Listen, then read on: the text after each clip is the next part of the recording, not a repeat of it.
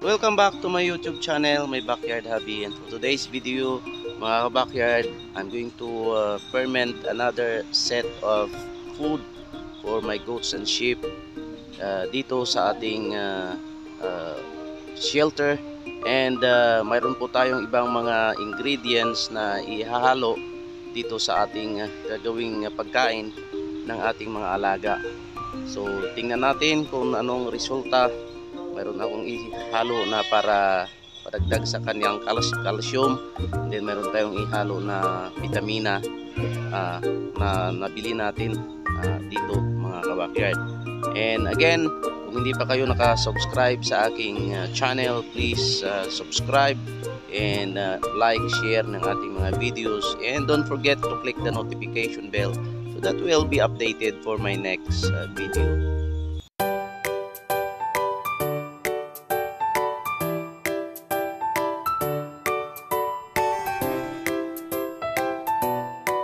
As I said mga ka-backyard, mayroon tayong ihalo sa ating i-ferment na pagkain ng ating alagang kambing at saka tupa ngayong araw.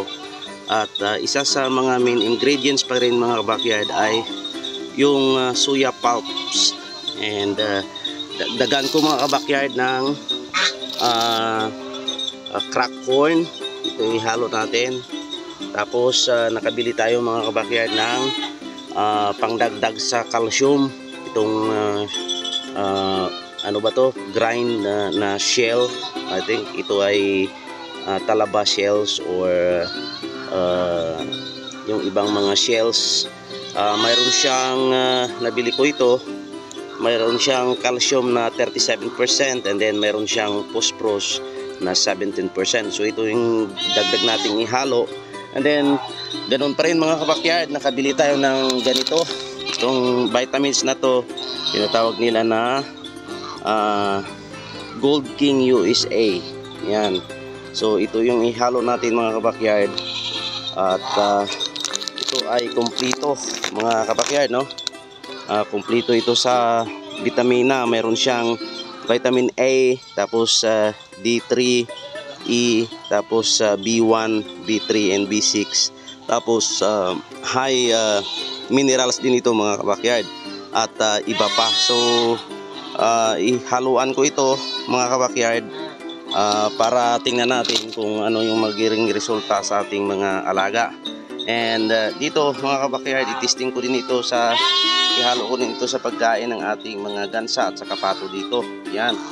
So haluan ko ngayon mga ka-backyard at ipakain ko sa kanila. Mga backyard, nailagay na natin, na-mix na natin sa kanilang pagkain. Ayan, yung ating mga alaga. Medyo lumit sila mga backyard kasi nung nagrang araw napasukan tayo ng stray dogs dito at walang tao dito sa gabi. Pumasok sila ng gabi and mayroon tayong 6 na pato na pinatay nila. Kinagat nila and then isang gansa po yung namatay. Kala ko mabubuhay pa siya, may kagat siya sa likod pero talagang hindi na nakasurvive. So nalagasan tayo ngayon, first month of 2025, pero sige lang, laban pa rin tayo mga ka-backyard. Kaya bukas kailangan namin ayusin yung fence dito sa ating backyard, sa shelter ng ating mga alaga. At yun yung isa nating pabo or yung isa nating gansa na nag-iitlog na. Ayan, magsimula na tayo mga backyard to ferment this food again.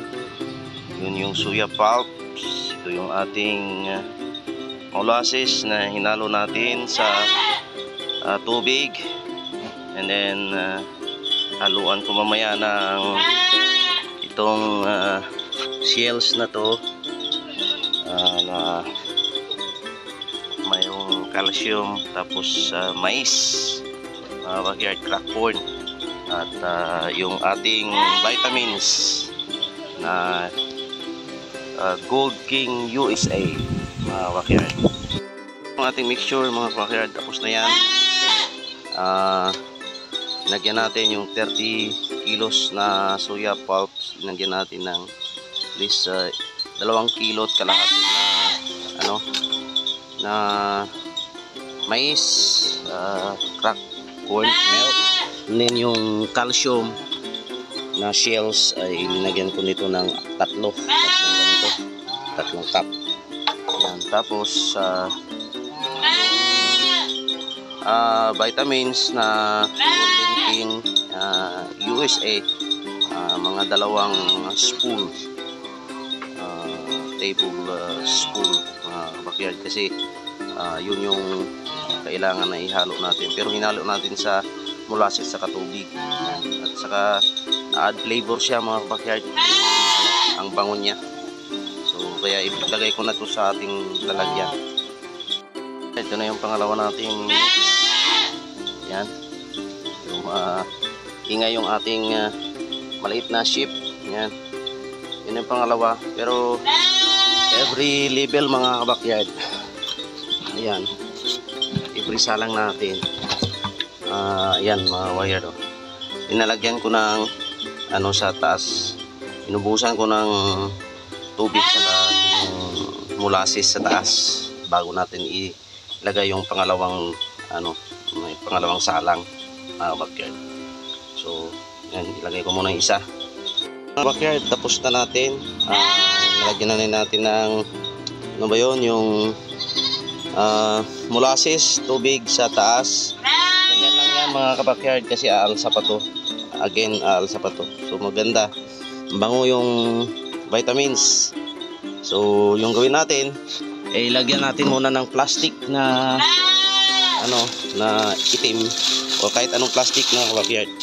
Kailangan malagyan muna ng plastic ito sa para ma-sealed natin ng maayos. Yan, mga backyard. Tapos lagay natin yung takip, yung lid nya, and then yung kanyang lock, mga backyard. Wala kasing nag-video sa atin, mga backyard. Ito na, mga backyard, sealed na to, silyado na, ayos na yan. At tingnan natin after 7 days na fermentation.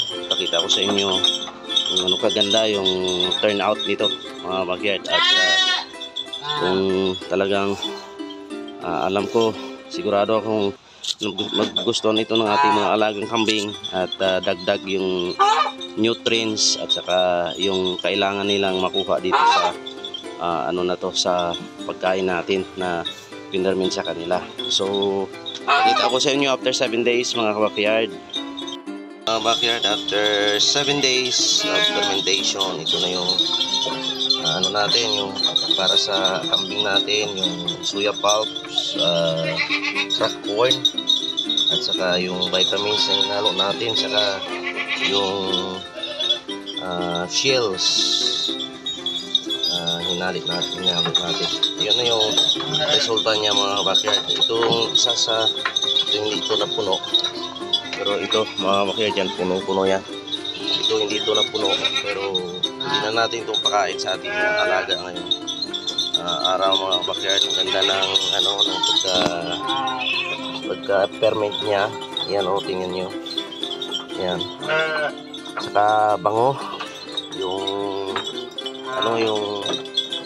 mais, saka yung vitamins na US, yung Gold King USA, kadagdag sa kanyang bango, mga backyard. So ipakain na natin to sa ating mga alaga, backyard. Tingnan nyo kung paano nila kinakain. Yan. Yung isa talagang pumapasok pa. Yung ating buwer na dalawa, ayaw nilang magpatulong kain. Silang dalawa. Yan. Ganun sila kalakas kumain ng soya pulp. And mas more na nagustuhan nila, mga backyard, dahil nagustuhan natin ng iba pang mga ingredients. Yan. So tingnan nyo. So pagkatapos nito mga kabakyard, kumain nila, lagay ko yung aking shredded na ipil-ipil. Yan, yung mga alaga.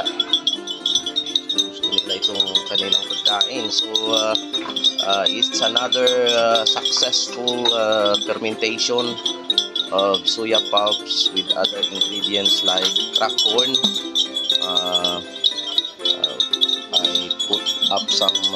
I put some mix, some vitamins para sa ating mga alaga, at yung minerals at yung calcium, no?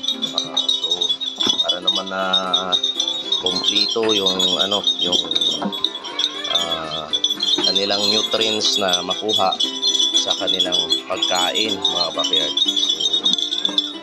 To keep them healthy. And maraming salamat sa inyong patuloy na pagsuporta sa aking YouTube channel.